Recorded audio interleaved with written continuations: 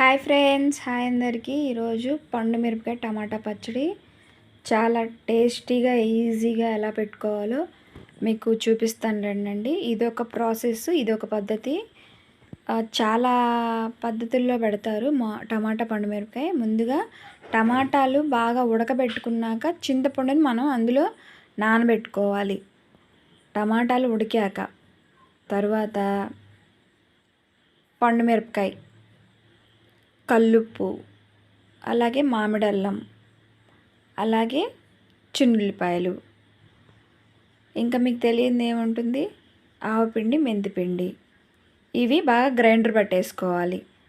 Grinder పట్టేసుకున్నాక తాలింపు పెట్టుకున్నాక ముందుగా మనం గ్రైండర్ పెట్టుకున్న పచ్చడిని ఈ తాలింపులో కలిపేసుకోవాలి. ఇంతే, టమాటా పండు మిరపకాయ పచ్చడి రెడీ. తెలియని వాళ్ళు కూడా పెట్టేసుకోవచ్చు. అర్థమైందా?